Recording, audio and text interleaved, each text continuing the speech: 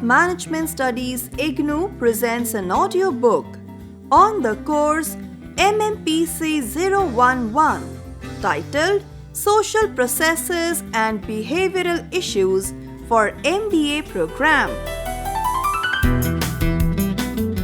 Presenting Block 3 titled Interpersonal and Group Processes. Unit 10 Job Stress Part 1.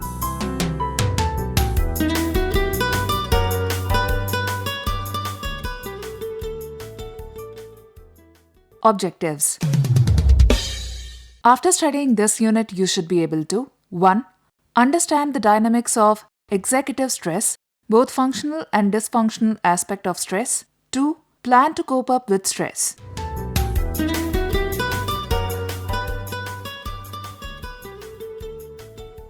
What is stress?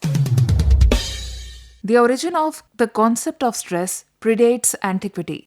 Selle has defined stress as the non-specific response of the body to any demand made upon it. The concept of stress has been borrowed from the natural sciences. During the 18th and 19th century, stress was equated with force, pressure, or strain exerted upon a material, object, or person which resists these forces and attempts to maintain its original state. The use of the concept in this fashion encouraged physicists and engineers into adopting it to suit their ends. Thus, stress in engineering is known as the relation of the internal force brought into play when a substance is distorted to the area over which the force acts. The term stress has been used variously to refer to 1. Stimulus, 2. Response, 3. Interaction, and 4. More comprehensive combination of the above factors. Stress as external force. The external force approach to the phenomenon of stress focuses on the circumstances which people experience as stressful. Stress is treated as an independent variable, more or less beyond the control of the individual. According to Weitz, the stress stimuli are A. Speed up information processing, B. Noxious environmental stimuli, C. Perceived threat, D. Disrupted psychological function, E. Isolation and confinement, F. Blocking, G. Group pressures, and H. Frustrations. Psychological function. Stress is considered as a response to a situation which demands that the individual adapt to a change physically or psychologically. Proposed theory of general adaptation syndrome, which states that when an organism is confronted with a threat, the general physiological response occurs in 3 stages. Alarm reaction. The first stage includes an initial shock phase in which resistance is lowered and a countershock phase in which defensive mechanisms become active. Alarm reaction is characterized by autonomous excitability, adrenaline discharge, increased heart rate, muscle tone, and blood content, and gastrointestinal ulceration. Depending on the nature and intensity of threat and the conditions of the organism, the periods of resistance is lowered and a countershock phase in which defensive mechanisms become active. Alarm reaction is characterized by autonomous excitability, adrenaline discharge, increased heart rate, muscle tone, and blood content, and gastrointestinal ulceration. Depending on the nature and intensity of threat and the condition of the organism, the period of resistance vary and the severity of symptoms may differ from a mild invigoration of disease of adaptation. Stage of resistance. Maximum adaptation occurs during this stage. The bodily signs characteristic of the alarm reaction disappear. Resistance increases to levels above normal. If the stressor persists or the defensive reaction proves ineffective, the organism deteriorates to the next stage. Stage of exhaustion. Adaptation energy is exhausted, signs of alarm reaction reappear, and resistance level begins to decline irreversibly. The organism collapses.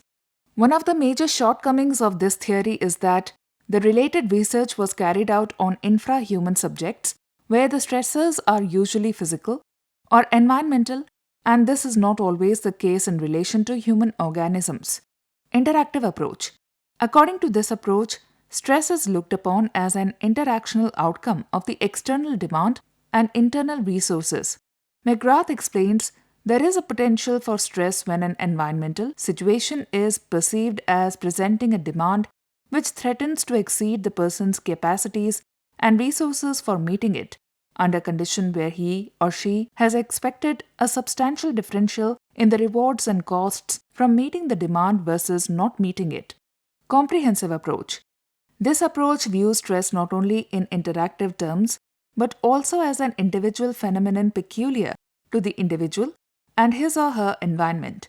It is seen as the situational outcome.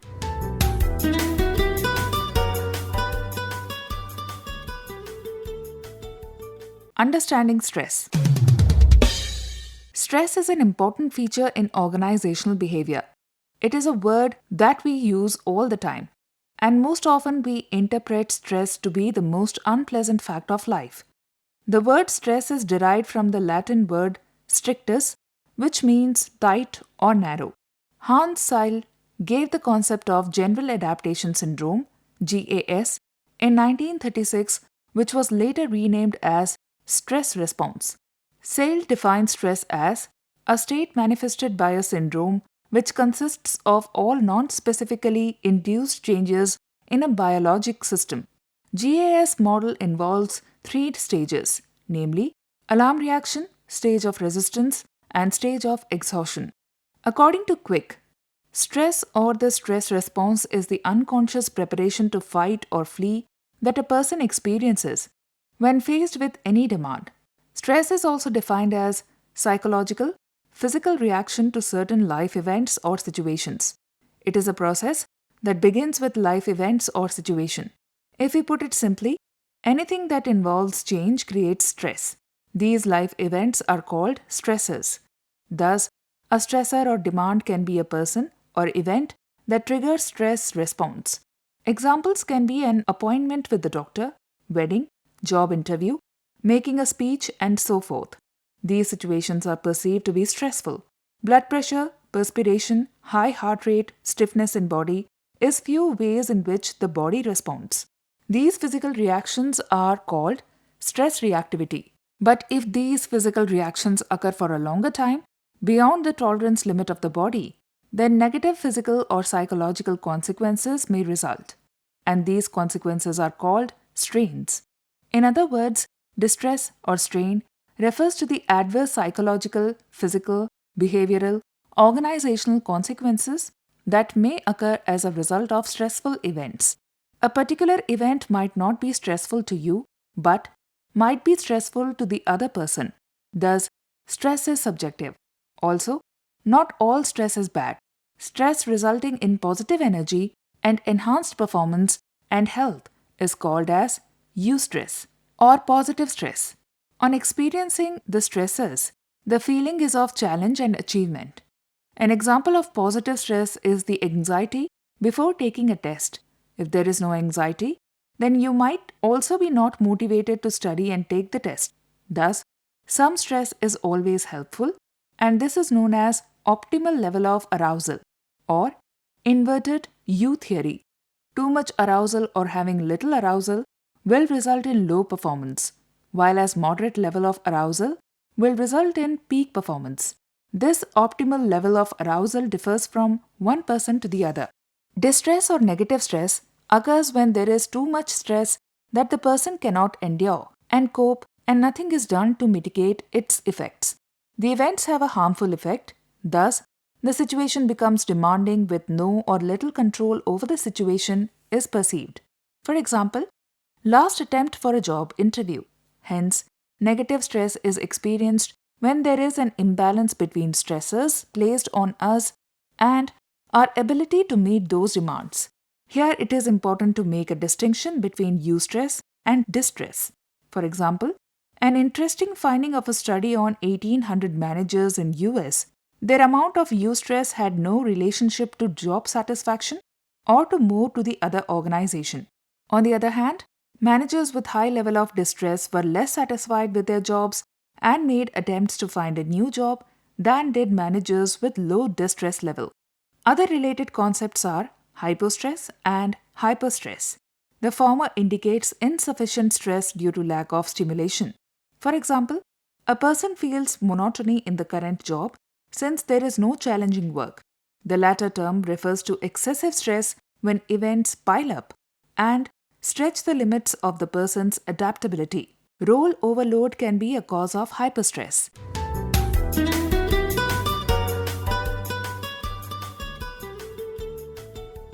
Types of stress. There are three types of stress. 1. Psychological stressors.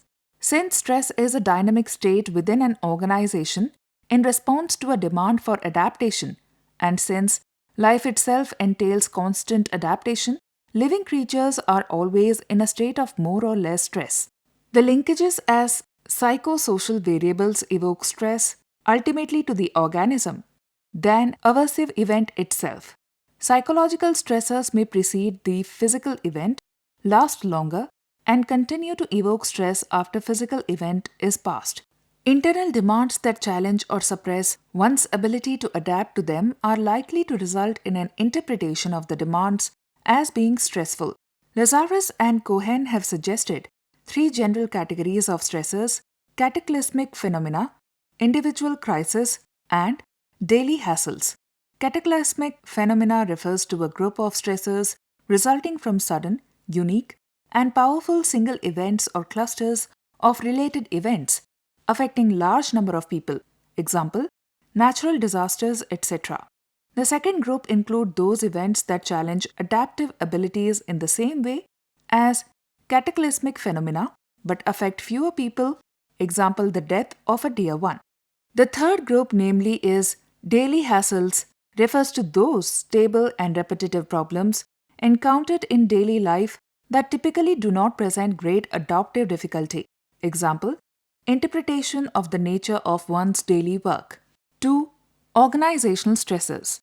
Organizational membership is a dominant source of stress. The concept of organizational stress first evolved in the classic work of Kahn. They were the earliest to draw attention to organizational stress in general and role stress in particular. Parikh pioneered work on role stress by identifying as many as 10 different types of organizational role stresses. They are: 1. Inter-role distance. IRD is experienced when there is a conflict between the organizational role and non-organizational roles. For example, the role of an executive versus the role of a husband. 2. Role stagnation. RS.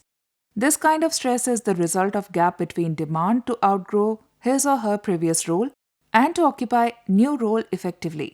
It is the feeling of being stuck in the same role. Such a type of stress results into perception that there is no opportunity for one's career progression. 3. Role expectation conflict, REC. This type of stress is generated by different expectations by different significant persons about the same role, and the role occupant is ambivalent as to whom to please. 4. Role erosion, RE. This type of role stress is the function of the role occupant's feeling that some functions which should properly be belonging to his role are transferred to or performed by some other role. This can also happen when the functions are performed by the role occupant, but the credit for them goes to someone else. 5. Role overload, RO. When the role occupant feels that there are too many expectations from the significant roles in this role set and experiences role overload. There are two aspects of this stress: quantitative and qualitative. The former refers to having too much to do, while latter refers to too difficult. 6. Role isolation, RI. This type of role stress refers to psychological distance between the occupant's role and other roles in the same role set. It is also defined as role distance, which is different from inter-role distance in the sense that IRD refers to the distance among various roles occupied by the same individual. Role isolation is characterized by the feelings that others do not reach out easily, indicative of the absence of strong linkages of one's role with other roles. 7. Personal inadequacy, PI. This type of stress arises when the role occupant feels that he or she does not have the necessary skills and training for effectively performing the functions expected from one's role. This is found to happen when the organizations do not impart periodic training to enable the employees to cope with the fast changes both within and outside the organization. 8. Self-role distance, SRD. When the role person occupies goes against his or her self-concept, then feels self-role distant types of stress. This is essentially a conflict arising out of mismatch between the person and the job. 9. Role ambiguity, RA. It refers to the lack of clarity about the expectations of role which may arise out of lack of information or understanding. It may exist in relation to activities, responsibilities, personal styles, and norms and may operate at 3 stages. A. When the role sender holds the expectations about the role. B. When it is sent. And C. When the occupant receives those expectations. 10. Resource inadequacy, RIN. This type of stress is evident when the role occupant feels that he or she is not provided with adequate resources for performing the functions expected from one's role.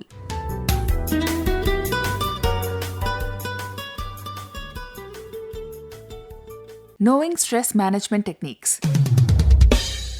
As we have understood till now, stress is an inevitable feature of our personal and work life.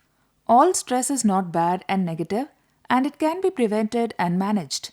First of all, we should be self-aware and learn to recognize the first symptoms of distress in ourselves. Secondly, stress management techniques should be focused to prevent and manage stress at individual level and at organizational level. Now in this section, let us discuss various strategies to prevent and manage stress. Personal strategies to prevent and manage stress. 1. Work-life balance. One of the most important mechanisms to manage stress and improve coping with it is to strike a balance between personal life and work life. The balancing act will affect our physical and psychological well-being and will help us to cope up with the demands, challenges, and various stresses at personal level and at workplace. It has been observed that the people whose life revolves around work-related issues experience more stress. Working continuously is unhealthy for physical and mental health. There might be chances where a person has to devote extra time or sacrifice some personal time, but the same should not be practiced for long-term approach. This is not productive at the personal as well as organizational level. 2. Positive mindset and resilience. How we respond to a potentially stressful situation depends on the mindset that the person is having. Positive attitude alters our subjective experiences of stress when it occurs. Positive thinking can be learned over time. Negative thinking or pessimism is found to be related to depression, physical problems, and low levels of achievement. As Martin Seligman, father of positive psychology, uses the term PERMA and says, our cognitive appraisal of a situation influences whether or not we will experience it as stressful. PERMA refers to positive emotion, engagement, positive relationship, meaning, and accomplishment. Learned optimism is one of the 5 dimensions of positive organizational behavior. The others are self-efficacy, emotional intelligence, subjective well-being, and hope. If the person is able to develop resilience, then he or she may actually adapt, learn, and change and become more adaptive in the process. Realistic optimism and strong sense of values that help in setting priorities also enhances resilience. Self-awareness in the process is very critical. Correct and realistic assessment of the strength, weakness, and evaluating our goals in light of this is the most important aspect. 3. Social support. It is one of the mediating factors of how people cope with stress. Social support acts as a buffer to many types of stressors, especially at workplace. Laughter and positive humor at workplace has been associated with positive emotions, low stress, and enhancement of productivity. Social support system provides emotional caring, information, feedback, support, and mentoring. 4. Time management. It is one of the most significant strategies to prevent stress. One should manage time effectively, thereby setting priorities and accomplishing goals and commitments. The symptoms of poor time management are missing deadlines, constant rush, insufficient rest time, and indecisiveness. If a person is able to manage time, then he or she can track his or her accomplishments and avoid unnecessary confusion and stress at the last hour. 5. Coping skills refers how to deal with conflict. One should try to improve coping skills by focusing on what the person can change and control instead of focusing on what one cannot change. 6. Leisure time activities. Such activities should help in reducing stress. Leisure activities should promote joy, spontaneity, and connectedness with significant others and nature. 7. Physical exercise. Aerobic exercises are found to be positively correlated improvement in person's responsiveness to stressful activities. Flexibility training also helps in reducing unnecessary muscular tension that accrues because of distress. 8. Diet. Good dietary practices help in reducing stress. Food with high sugar content and foods high in cholesterol alters the blood chemistry and hence make him or her vulnerable to stress. 9. Professional help. Person should be able to identify the symptoms at the earliest and thus early detection of strained symptoms along with professional help will help in preventing physical and psychological damage. A person may have the markers like loss of appetite or increased appetite, loss of sleep or oversleeping, and mood swings that are indicative to seek professional help. Organizational strategies to prevent and damage stress. 1. Job redesign. Redesigning jobs is also important so that employee needs are taken care of and some sources of stress are reduced. An increase in worker control will help in reducing stress at organizational level. Most common is job decision latitude. Another benefit of job redesign is to reduce uncertainty and increase predictability at workplace. 2. Goal setting. The strategy is defined to enhance task motivation. It helps in focusing a person's attention and helps in channelizing energy into productive way.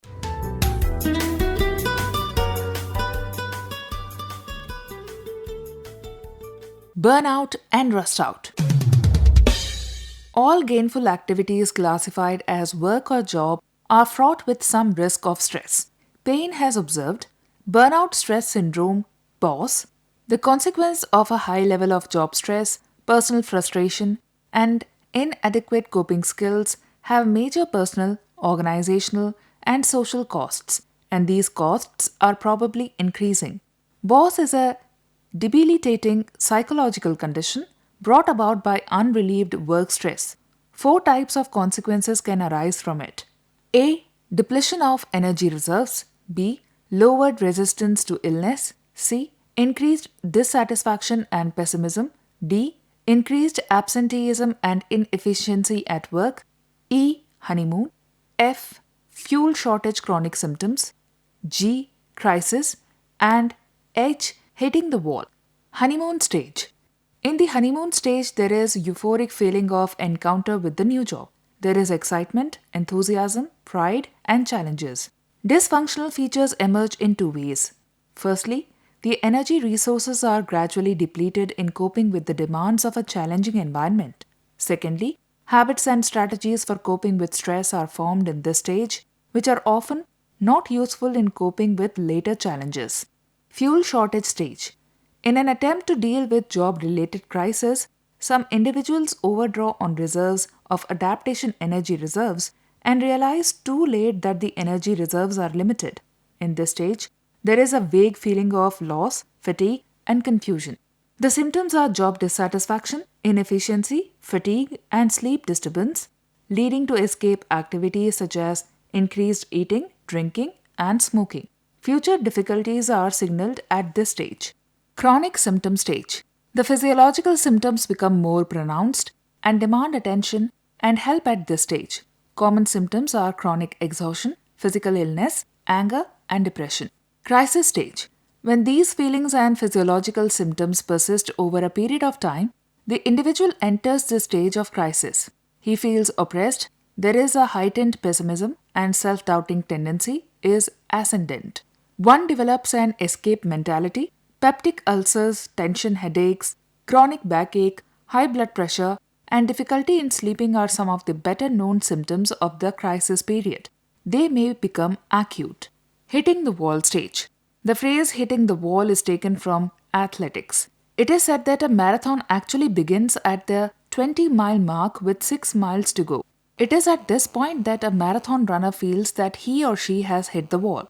It is an experience so devastating that it can completely knock a person out. The body temperature shoots up to 1060 Fahrenheit to 1070 Fahrenheit with an accompanying loss of blood volume. This leads to muscle paralysis, dizziness, fainting, and even complete collapse. Similar experiences have been observed in executive world and time. With all the adaptation energy depleted, one may lose control over one's life. It may be the end of a professional career. Stress is like electric power. It can make a bulb light up and provide brilliant illumination. However, if the voltage is higher than what the bulb takes, it can burn out the bulb. The phenomenon of burnout is the harmful effect of stress resulting in loss of effectiveness. Burnout can be defined as the end result of stress experienced but not properly coped, resulting in symptoms of exhaustion, irritation, ineffectiveness, inaction, discounting self and others, and problems of health. Parikh has suggested the opposite phenomenon of glow-up, which occurs when stress is properly channeled, resulting the feeling of challenge, high job satisfaction, creativity, effectiveness, better adjustment to work and life. Generally, roles requiring continuous work with people experience burnout more than roles requiring less contact with people. Highly routine and mechanical roles produce burnout. The amount of stress experienced also contributing to burnout. Some personality factors have been found to contribute to burnout. A personality orientation called Type A has been found to be associated with burnout. More recent research has shown that specific elements in Type A personality contribute to burnout, cynicism, and a sense of loneliness. Other personality factors contributing to burnout are externality, a feeling that the person does not have control over what happens, and external forces or chances or fate determine things. Low self-esteem, rigidity, alienation, and Machiavellism. One research has shown that the stress tolerance is higher in individuals with great impulse control or self-control. Several factors contribute to burnout phenomenon. Stress being very low or very high, unlike stress called distress. Stress-prone personality, alienating role of job, hostile relationships, stress-absorbing lifestyle, avoidance-oriented role, use of dysfunctional coping modes, or styles and hostile organizational climate. The opposite of these contribute to the phenomenon of blow-up. How do we prevent burnout? How do we convert the energy leading to burnout into one which may blow us up? Development of inner directedness achieves the optimum level of stress, one factor contributing to glow up. Similarly, for each contributing factor, one conversion strategy has been suggested. Most of these are self-explanatory. For changing lifestyle, the use of transactional analysis has been suggested. Understanding the life script and then terminating it through new decisions. Some special interventions may be needed for effective use of conversation strategies. Rust out stress syndrome, ROS. Researchers have observed a phenomenon which is the opposite of BOSS. The rust out stress syndrome or ROS is indicative of stress underload. It occurs when there is a gap between what the executive is capable of doing and what is required to do. The concept of role erosion is close to the concept of ROS. Stress underload can arise due to both qualitative and quantitative aspects of work. Clearly, a situational appraisal is a prerequisite for countering stress.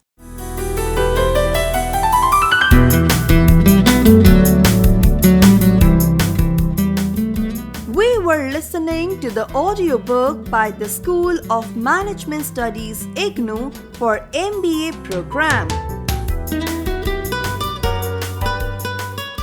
Course code Mmpc 011, titled Social Processes and Behavioral Issues. Course Coordinator Professor Srilata. Voiceover by Renuka. Edited by Ashok Sharma. Program assisted by Tarannum Jaha. Program produced by Dr. Manoj Kumar Singh.